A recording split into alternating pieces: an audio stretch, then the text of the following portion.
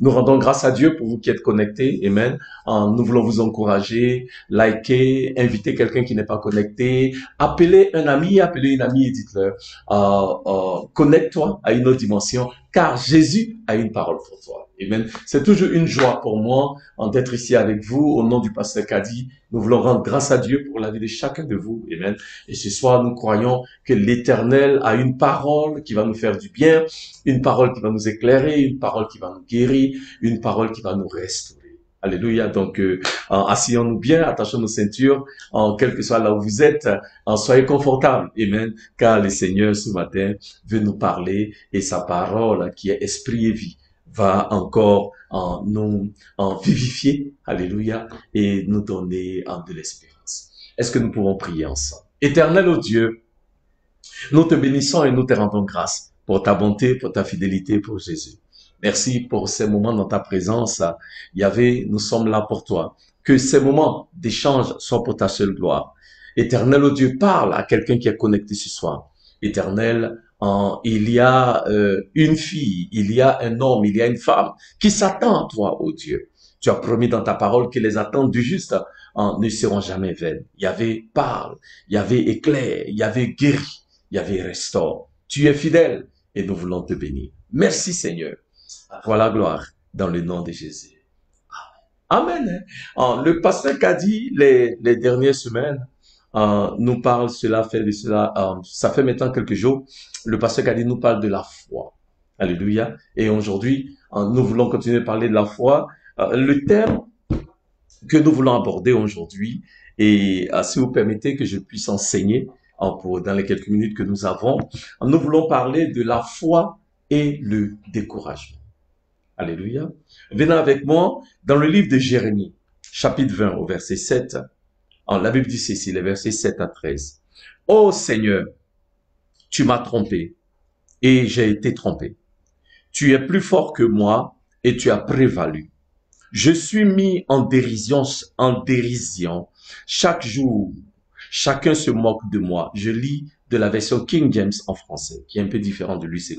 « Car depuis que j'ai parlé, j'ai hurlé, j'ai crié violence et pillage, parce que la parole du Seigneur m'était devenue un reproche et une dérision chaque jour. Puis j'ai dit, je ne ferai plus mention de lui et je ne parlerai plus en son nom. Mais sa parole était dans mon cœur comme un feu brûlant, renfermé dans mes os, et je suis devenu las de le porter et je ne pouvais plus attendre. Car j'ai entendu les diffamations de beaucoup, la peur de tous côtés, rapportée, disent-ils, et nous le rapporterons tous. Tous mes familiers guettaient ma chute, disant, peut-être se laissera-t-il séduire, alors nous prévaudrons contre lui et nous nous vengerons de lui. Verset 11, mais le Seigneur est avec moi, comme un homme puissant et terrible. Alléluia. Mais le Seigneur est avec moi, comme un homme puissant et terrible. Il y a une version qui dit comme un guerrier puissant et terrible. C'est pourquoi mes persécuteurs trébucheront et ne prévaudront pas. Ils seront fort honteux, car ils ne réussiront pas. Leur confusion éternelle ne sera jamais oubliée. Verset 12. Mais ô Seigneur des armées, qui éprouve le droit homme et qui voit les reins et le cœur, laisse-moi voir ta vengeance déployée sur eux, car je t'ai découvert ma cause. Verset 13 pour finir. Chantez au Seigneur, louez le Seigneur, car il a délivré l'âme du pauvre de la main des malfaiteurs. Amen. Alléluia. Bien-aimés, nous voulons parler de foi et de découragement. Et il est bon de comprendre le contexte de ce passage. De Jérémie chapitre 20. La Bible nous montre que Dieu a appelé Jérémie et Dieu a commissionné Jérémie, ou dirais-je, mandaté Jérémie à délivrer un message assez sévère à un peuple qui était rebelle. Et la Bible dit, Jérémie a obéi. Cependant, les paroles que Jérémie a libérées au peuple, ces paroles-là ont dérangé certaines personnes. Et quand vous lisez le passage, les versets 1 à 5, la Bible parle d'un homme appelé Pachour. Et Pachour était en colère à cause des paroles de Jérémie. Pachour était un assistant au souverain sacrificateur qui était responsable de la sécurité dans le temple. Pachour était un homme puissant, aujourd'hui comme un général de l'armée. Et Pachour, puisqu'il n'aimait pas les paroles de Jérémie, a fait arrêter Jérémie, il a fait battre Jérémie et il a fait emprisonner. Alléluia. Et pendant que Jérémie est en prison, dans la douleur, dans la détresse, pendant que Jérémie est en prison, ayant enduré la souffrance physique, émotionnelle, spirituelle, Jérémie écrit ces paroles-là que nous venons de lire. Car Jérémie subit une brimade. Jérémie est persécuté parce qu'il a choisi de faire la volonté de Dieu. Jérémie est persécuté parce qu'il a choisi de dire la vérité de Dieu. Parce que quand vous étudiez le passage, on peut voir, il y a d'autres prophètes qui étaient des prophètes qui en donnaient des paroles mensongères pour plaire. Mais Jérémie, il donnait la vérité de la parole du Seigneur. Et cette vérité-là ne plaisait pas toujours.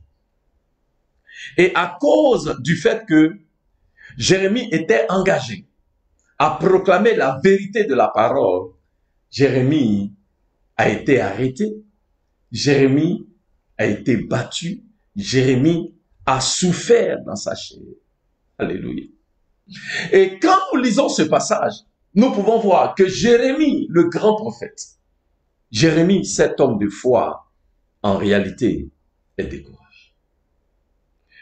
Bien-aimé, le découragement se manifeste très souvent quand nous faisons ce qui est droit et nous expérimentons des résultats qui ne sont pas à la hauteur des choses que nous faisons.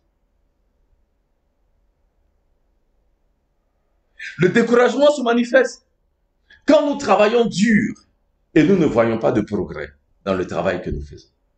Le découragement se manifeste quand nous servons fidèlement le Seigneur et que nous voyons que rien ne change. Le découragement se manifeste quand nous nous investissons, corps et âme, dans l'éducation de nos enfants et nous nous rendons compte qu'ils finissent par se rebeller contre nous. Le découragement a une manière de nous ranger de l'intérieur, de nous pousser au niveau là où nous voulons juste tout abandonner. Et très souvent, le découragement peut nous conduire à dire des choses que nous ne devrions pas. Ou même, le découragement nous amène à accuser Dieu ou à prononcer des paroles ou avoir des actions comme pour dire, Seigneur, si je suis dans cette situation-là, c'est de ta faute. Et des fois, en tant qu'enfants de Dieu, nous nous retrouvons au devant de ce type de situation. Les lamentations de Jérémie ici sont similaires, je dirais, à l'expérience du Seigneur Jésus à Gethsémani. Dans le livre de Matthieu, chapitre 26, au verset 36. Là où Jésus, à Gethsémani, prie et est en agonie, il dit, Père, si cette coupe peut me passer, mais pas ma volonté, que ta volonté soit faite. Quand nous voyons Jérémie, nous voyons les périodes dans nos vies, les périodes de haut et de bas. Ce sont des périodes de manifestation d'émotions humaines. Là où nous voyons se manifester la tristesse et la joie, le désespoir et le délice, la perplexité et la louange. Tout comme notre Seigneur Jésus Jérémie nous rappelle que même les fidèles serviteurs de Dieu peuvent se retrouver découragés. Jérémie nous rappelle que même quand nous nous tenons par la foi au devant de certaines situations, nous ne sommes pas exempts de ce sentiment-là, celui du découragement. Jérémie nous montre que même quand nous sommes engagés auprès du Seigneur pour accomplir la volonté de Dieu, pour faire la volonté de Dieu, quelles que soient les oppositions, quel que soit l'environnement que nous avons autour de nous, nous ne sommes pas exempts de découragement. Alléluia. Nous voyons dans les Écritures des exemples de serviteurs de Dieu qui se sont retrouvés en faisant la volonté de Dieu dans des situations de découragement. Alléluia. Nous pouvons voir Moïse avec les enfants d'Israël dans le désert. Comment est-ce que les enfants d'Israël ont poussé Moïse? Alléluia. Lui qui a usé de patience avec les enfants d'Israël. Ok? Mais il fut un temps où, comme dirait quelqu'un, Moïse en avait marre. Et souvent, dans notre marche avec le Seigneur, nous sommes comme, il y a marre, quoi. Voilà, comme quelqu'un le dirait. Nous pouvons voir un homme puissant de Dieu, comme Élie, dans le livre de, si ma mémoire est bonne, 1 Roi chapitre 19, qui, après la grande victoire à Mont-Carmel de 1 Roi chapitre 18, il est un fugitif parce que la reine Jézabel en veut à sa vie. Et Élie, le grand prophète, celui-là qui a invoqué le Seigneur pour que la pluie vienne, après 3 ans et la pluie est venue, celui-là qui a crié à Dieu pour que le feu descende et le feu est descendu, fuir au devant de Jézabel. Et Moïse arrive dans une grotte et il dit, Seigneur, j'ai déployé mon zèle pour toi. Seigneur, prends ma vie. J'en ai marre. Je suis découragé. Je n'en peux plus. Donc, bien aimé, il est évident que dans notre marche, par la foi, il arrive des périodes dans nos vies et dans notre marche avec le Seigneur, là où nous nous sentons quoi? Découragés. Et si chacun de nous, si nous serons honnêtes, nous pouvons reconnaître qu'il y a eu un temps dans notre marche avec le Seigneur, là où nous avons senti le découragement. Pendant que je parle, il y a même quelqu'un qui m'écoute, qui à cet instant-là, tu es découragé. Parce que, comme Élie, tu dis, Seigneur, j'ai déployé mon zèle. Seigneur, je t'ai servi fidèlement. Seigneur, je me suis préservé pour toi. Seigneur, j'ai fait ceci. Seigneur, j'ai prié, j'ai jeûné, j'ai donné, j'ai rencontré des hommes de Dieu, j'ai crié à toi, mais rien ne change, rien n'avance. Et tu es découragé. Cette parole est venue pour toi. Je vais t'encourager. Ne lâche pas la main du Seigneur. Alléluia. Et la Bible nous montre que Jérémie, le grand prophète, était découragé. Mais Jérémie a vaincu le découragement qui était dans sa vie. Alléluia. Et ce passage nous montre, certes, nous qui sommes les hommes et les femmes de foi, nous ne sommes pas exempts de découragement, mais nous pouvons nous lever au-dessus du découragement. Alléluia. Quand on est découragé, quand on est désemparé, ce sont des émotions qui sont humaines. Si tu n'es jamais découragé, c'est que peut-être tu es un robot. Mais sinon, si tu es fait de chair et de sang, il y a des périodes où tu vas te sentir découragé. C'est normal. Mais la clé, c'est de ne pas se laisser contrôler par ce sentiment de découragement que nous avons. Parce que nous savons un Dieu qui est fidèle. Alléluia. Et la Bible nous montre que, certes, Jérémie était découragé, mais Jérémie a pu se lever au-dessus de son découragement. Et je crois qu'aujourd'hui, Dieu veut nous donner des outils pour nous aider, comme Jérémie, à nous lever de notre découragement. Alléluia. Amen. La Bible nous parle de 2 ou 3 choses qui sont nécessaires. Si vous et moi, nous allons nous lever au-dessus du découragement qui se manifeste dans la vie des hommes et des femmes de foi. Il dit au verset 7, il dit, ô Seigneur, tu m'as trompé et j'ai été trompé. Tu es plus fort que moi et tu as prévalu. Je suis mis en dérision chaque jour, chacun se moque de moi. Si nous allons nous lever au-dessus du découragement, la première chose c'est, nous devons apprendre à être honnêtes et dire à Dieu ce que nous ressentons. Alléluia. Soyons honnêtes avec le Seigneur. Jérémie dit à Dieu, Seigneur, tu m'as trompé. Ça veut dire, Jérémie est en train de dire à Dieu, Seigneur, tu m'as appelé, tu m'as donné un travail à faire, mais voici que ce que tu m'as demandé de faire là, c'est ça qui m'a mis dans la situation là où je suis. Ce que tu m'as demandé de faire là, c'est ça qui a fait que Pachou m'a arrêté, il m'a battu, il m'a mis en prison. Ce que tu m'as demandé de faire là, a fait qu'aujourd'hui je suis la risée de la communauté. Les gens se moquent de moi. Il y a des gens même qui disent que je mens. Il y a des gens même qui disent, voilà, il a déployé son zèle, il est en train de servir Dieu. Ça lui a servi à quoi? Ce qu'il fait pour Dieu là, ça fait que maintenant il est en prison. Il dit, Seigneur, tu m'as trompé. Seigneur, je pensais que te servir là, ça allait résoudre mes problèmes. Seigneur, je pensais que te servir là, ma vie allait être meilleure que ce qu'elle est aujourd'hui. Et Jérémie est honnête avec Dieu, bien-aimé. Jérémie dit à Dieu ce qui est dans son cœur. Jérémie dit à Dieu, Seigneur, tu m'as trompé. Le mot en anglais, c'est you deceived me. Alléluia. C'est comme, pour utiliser un terme, un amoureux qui est venu, comme on dit, les Ivoiriens disent, il m'a breaké, quoi. C'est-à-dire, il m'a dit des choses mielleuses pour m'attirer. Et maintenant que je suis à lui, là, voilà, il m'a laissé. Vous comprenez? Et c'est ce que Dieu, c'est ce que Jérémie dit à Dieu. Éternel, tu m'as attiré à toi. Tu m'as montré des choses mielleuses. Maintenant que je suis venu à toi là, regarde ce qui m'arrive. Donc, il dit au Seigneur clairement ce qu'il ressent. Bien-aimé, le Seigneur veut que nous puissions lui parler quand nous sentons déçus, en colère, découragés, désemparés. Dieu s'attend à ce que nous soyons honnêtes avec lui. Que nous puissions lui exprimer clairement, ouvertement, entièrement ce que nous avons dans notre cœur. Alléluia. Il y a beaucoup de malhonnêteté dans nos relations, même avec Dieu. Alléluia. Donc on peut voir souvent, ok, je sais que ce n'est pas vous qui m'écoutez là, je parle d'autres personnes.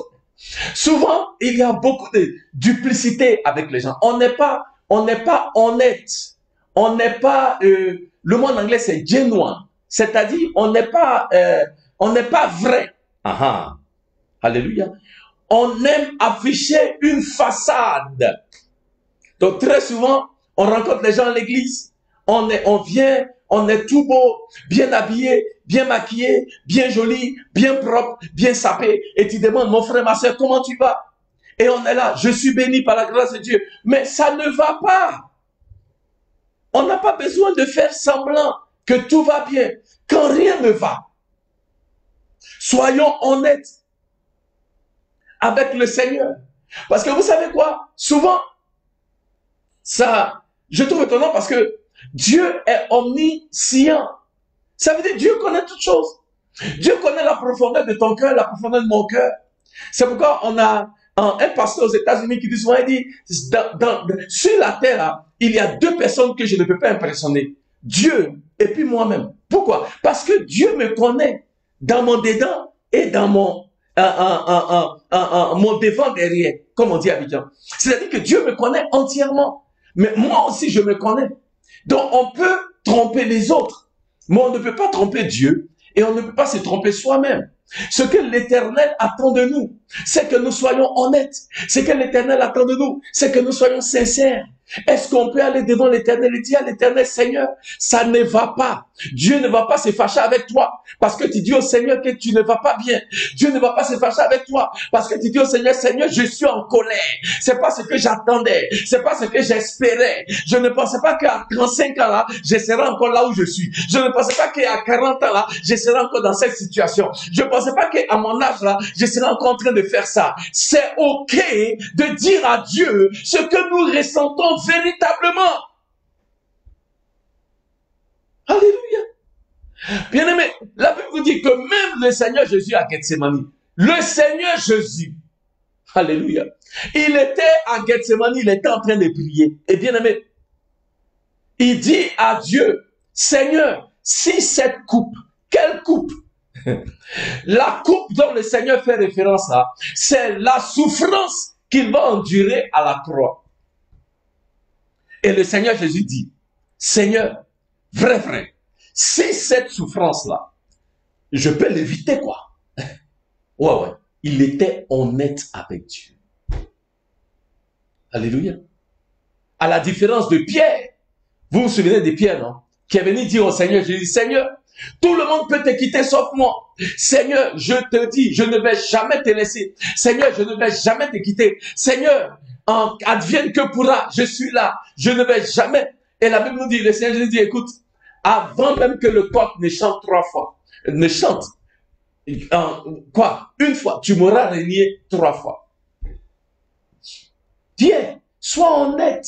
Seigneur, vrai. De toute façon, on voit la situation là. On a peur. Et on ne sait pas quoi.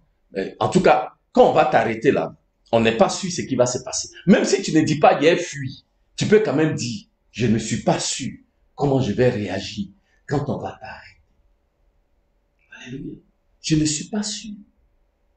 On peut avoir au moins l'honnêteté de dire, je ne suis pas sûr. On peut avoir l'honnêteté de dire, ah Seigneur, aujourd'hui là, vrai, ma foi affaiblit. On peut avoir l'honnêteté de dire, Seigneur, je reconnais que au devant de cette situation-là, je perds de mes capacités. J'ai besoin de ton aide. J'ai besoin de ta grâce. Alléluia. Aide-moi, Seigneur. Alléluia. C'est ce que Dieu attend de nous, bien-aimés. Alléluia. C'est ce que le Seigneur attend de nous, que nous soyons honnêtes avec lui, que nous soyons transparents avec lui, que nous soyons des enfants de la lumière qui marchent dans la lumière parce que Dieu lui-même est lumière et que en nous, il n'y ait pas d'ombre de ténèbres. Alléluia. Alléluia. Bien-aimé, c'est libérant d'être honnête parce que souvent, quand tu marches dans la duplicité là, c'est un fardeau, c'est fatigant de ne pas être soi-même. C'est vrai, je ne sais pas vous concernant, mais ça me fatigue quand je ne suis pas moi-même. Alléluia. J'aime David dans le livre de 1 Samuel chapitre 17. Quand David voulait aller combattre contre Goliath, on dit au roi, il y a, quand on cherche un champion au niveau d'Israël pour aller combattre contre Goliath, personne n'est là. David arrive et David dit, parce que le roi fait passer un message que quiconque en combat Goliath et arrive à vaincre Goliath va recevoir une récompense et va épouser la fille du roi. Et David entend ce que le roi dit. David dit, oui, moi je vais confronter Goliath. Et on va dire au roi, on a trouvé un champion qui veut confronter le roi. Et la Bible dit, David va vers le roi. Et le roi lui dit, mais tu es un jeune homme, comment tu vas combattre contre Goliath? Il dit, oh roi, j'ai une expérience avec mon Dieu, car là où je gardais les brebis derrière la montagne, j'ai combattu les ours quand ils ont pris mes brebis et j'ai vaincu. J'ai combattu le lion et j'ai vaincu. Et le roi dit, ouais, c'est vrai, j'ai compris, mais tu es un petit. Bon, Goliath est un homme fort. Qu'est-ce que tu as pour combattre? Tu n'as pas grand-chose. Donc prends mon armure. Alléluia. Et la Bible dit, quand David a regardé l'armure du roi là, il s'est rendu compte, l'armure du roi ne peut pas lui aller. Alléluia. Donc David ne pouvait pas remporter la victoire avec l'armure du roi, c'est-à-dire une armure qui ne lui va pas.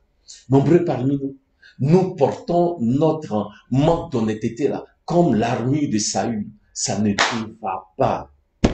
Donc de grâce, aujourd'hui là, enlevons les armures de Saül. Alléluia. Tu n'as pas besoin de ça pour aller et avoir la victoire. C'est pourquoi David dit, tu viens, il a dit à Goliath, tu viens contre moi avec des lances et des javelots, mais moi, je viens contre toi au nom de l'Éternel des armées. Alléluia. Et Dieu a donné la victoire à David. Amen. Alléluia. Pourquoi? Parce que David était honnête. David était clair. Il n'a pas cherché à impressionner le roi. Il n'a pas cherché à agir d'une manière ou d'une autre. Vous comprenez? David a fait ce qui était correct aux yeux de l'Éternel. Il a exprimé pleinement ce qui est dans son cœur. Et c'est ça qui plaît à l'Éternel. Et Dieu lui a donné la victoire. Sois honnête avec Dieu. Quelle est cette chose-là? Quelle est cette situation que tu portes comme un fardeau? Quel est ce joug qui, ma foi, trouble ton sommeil au quotidien? Aujourd'hui, je suis venu te dire, ouvre ton cœur. Sois honnête avec lui. Déballe-lui ton fardeau. Mets-le à ses pieds. Et regarde l'Éternel te donner la victoire. Je veux que quelqu'un sache. C'est délivrant. It's liberating to be honest. Les anglophones disent. It's liberating. C'est-à-dire que c'est délivrant. Ça te donne la délivrance d'être honnête. Alléluia. Donc quoi? Soyons honnêtes. Il y a 4 choses dont je vais vous parler, mais je pense qu'à cause du temps, je vais vous parler de seulement 2. Et puis, par la grâce de Dieu, avec la permission du pasteur Kadi, je reviendrai pour continuer ce message. Deuxièmement, non seulement David a été honnête, mais deuxièmement, la Bible nous dit, au verset 9, David dit, « Puis j'ai dit, je ne ferai plus mention de lui, et je ne parlerai plus en son nom. Mais sa parole était dans mon cœur, comme un feu brûlant, renfermé dans mes os, et je suis devenu las de le porter, et je ne pouvais plus attendre. » Alléluia. Deuxièmement, on parle de s'élever au-dessus du découragement. Et on a dit, quand on regarde l'expérience de Jérémie, la première chose, c'est que Jérémie a été honnête. Ok? Il a dit à Dieu ce qu'il ressentait. Il dit, Seigneur, tu m'as trompé. Alléluia. La deuxième chose, sois obéissant et continue de faire ce que Dieu t'a appelé. Parce que soyons obéissants et continuons de faire ce que Dieu nous a appelés à faire. Parce que l'expérience a montré que quand nous sommes découragés, alléluia, nous cessons de faire ce que Dieu nous appelle.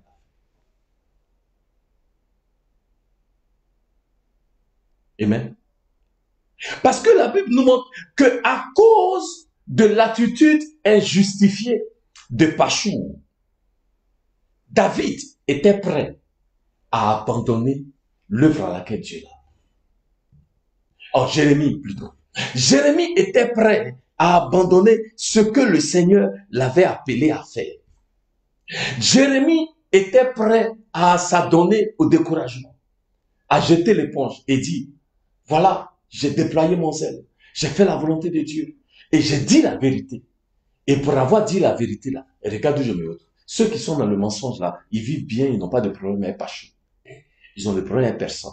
Mais moi qui ai choisi de dire la vérité, même si elle est dure, mais c'est la parole du Seigneur. Et je dis cette parole-là fidèlement. C'est en obéissance aux instructions de l'Éternel. C'est en obéissance à la parole de Dieu que j'ai dit ce que j'ai dit. Et regarde là où je me retrouve. Et à cause de cela, Jérémie était prêt à lâcher la main du Seigneur. Je vais dire à quelqu'un ce soir, ne permets pas que les actions des hommes te conduisent à régner l'appel de Dieu sur ta vie. Alléluia. Parce que nous sommes nombreux qui avons abandonné l'appel de l'Éternel à cause des actions des hommes. Nous sommes nombreux. Nous sommes nombreux qui avons, comment dirais-je, négligé notre appel, abandonné notre appel à cause de l'action des hommes. Mais bien aimé, est-ce qu'il y a un homme qui a payé le prix pour toi à la croix? C'est Jésus qui a payé le prix. Est-ce qu'il y a un homme qui t'a appelé? C'est Dieu qui t'a appelé. Alléluia. Donc ne permettez à aucun homme de vous détourner de l'appel divin qui est sur votre vie. Parce que l'accomplissement de votre destinée est lié à l'accomplissement de votre appel. Donc ne permettrez pas à un homme, fût-il un pasteur, un bishop, un prophète, un évangéliste, quiconque, votre époux, votre épouse, un ami, un frère, ne permettez à aucun homme, à aucune femme de vous détourner de l'appel de Dieu. J'aime l'apôtre Paul. Il dit dans le livre des Galates, chapitre 1, verset 16.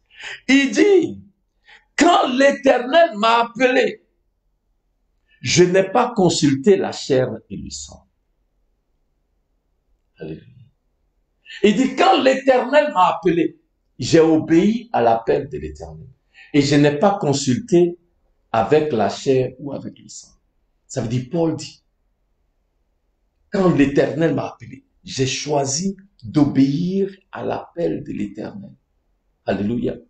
Et dans mon élan à obéir à l'appel de l'Éternel, je n'ai permis à aucun homme ou à aucune femme, je n'ai permis ni à la chair et à le sang, et au sang, de déterminer ce que je vais faire par rapport à mon appel. Alléluia. Et c'est pourquoi Jérémie peut écrire, regardez le verset 9. Jérémie dit, il dit au verset 9, il dit, puis j'ai dit, je ne ferai plus mention de lui. Ça veut dire que, à cause de ce que Pachour a fait, Jérémie ne voulait plus parler du Seigneur. Et je ne parlais plus en son nom. Il dit, mais sa parole était dans mon cœur, comme un feu brûlant, renfermé dans mes os. Alléluia. Jérémie dit, la parole du Seigneur était comme un feu dans mes os. Et à cause du fait que le feu de la parole du Seigneur brûlait dans mon être intérieur, à cause du fait que la parole de l'Éternel brûlait dans mes os, je ne pouvais que obéir à l'appel du Seigneur. Alléluia. Jérémie dit, oui, c'est vrai, j'étais découragé, mais je reconnais que à cause de la parole de Dieu qui brûle en moi, je suis condamné à obéir à la parole du Seigneur et à l'appel du Seigneur. Je veux déclarer sur la vie de quelqu'un qui m'écoute, quel que soit ce que tu peux ressentir actuellement, alléluia, quel que soit le découragement, la lourdeur, le ressentiment que vous puissiez avoir, je déclare que parce que la parole de l'Éternel a été libérée dans votre vie, alléluia, le feu de la parole brûle en vous et vous n'avez pas le choix, vous êtes condamné à obéir à cette parole et à marcher selon les préceptes des l'Éternel. Bien-aimé, mon temps est arrivé. Je ne vais pas m'attarder trop longtemps. Alléluia. Je veux m'arrêter là. Et je veux dire que dans notre marche avec le Seigneur, il arrive des temps, même nous qui marchons par la foi, nous qui vivons par la foi, il y a des situations qui se viennent. Il y a des circonstances auxquelles nous sommes confrontés. Et nous pouvons perdre de vue ce que le Seigneur nous appelle à faire et être découragés. Alléluia. Comme Jérémie, nous pouvons être découragés. Mais nous devons comprendre que comme Jérémie, bien qu'étant découragé, Dieu lui a donné la grâce de s'élever au-dessus de ce découragement. Et j'ai dit qu'on peut faire au moins deux choses quand nous sommes découragés pour nous aider ou pour nous permettre de nous lever au-dessus de notre découragement. Un, soyons honnêtes avec Dieu. Et deuxièmement, soyons obéissants. Alléluia. Amen. Soyons obéissants à l'appel céleste. C'est Jésus qui nous a appelés. Et le Jésus qui nous a appelés, il est fidèle dans les bons et dans les mauvais moments. Il ne change pas. Alléluia. Nous allons continuer la semaine prochaine. Il y a deux autres points dont nous avons besoin. C'est 4 en tout. Et même 4 clés que Jérémie nous donne dans ce passage pour nous aider à nous lever au-delà du découragement. Je déclare, à partir même de cette parole qui a été libérée ce soir, quelqu'un qui m'entend maintenant s'élève au-dessus de toute forme de découragement qui peut se manifester dans ton mariage, dans ton ministère, dans tes affaires, dans tes entreprises, dans l'éducation de tes enfants, dans tes études, quelqu'un qui était découragé. Maintenant même, par la grâce, reçois la force de s'élever au-delà de son découragement. Seigneur, merci pour ta parole qui est esprit et vie. Que cette parole, ô Dieu, soit enracinée dans le cœur de tes enfants qui l'ont entendue ce soir. Qu'elle porte des fruits et que les fruits soient libres. Nous te bénissons, ô Dieu, et nous te rendons grâce. Merci, Seigneur, pour la gloire, au nom de Jésus. Que Dieu vous bénisse. Alléluia. Merci. Et même pour vous qui avez pris le temps de nous écouter ce soir. Nous voulons vous donner rendez-vous ce samedi pour la foire aux questions. Amen. Alléluia. Amen. Nous attendons vos questions et nous serons là samedi pour y répondre. Amen. Mais nous vous donnons rendez-vous encore la semaine prochaine pour parler de la foi et du découragement. Que Dieu vous bénisse.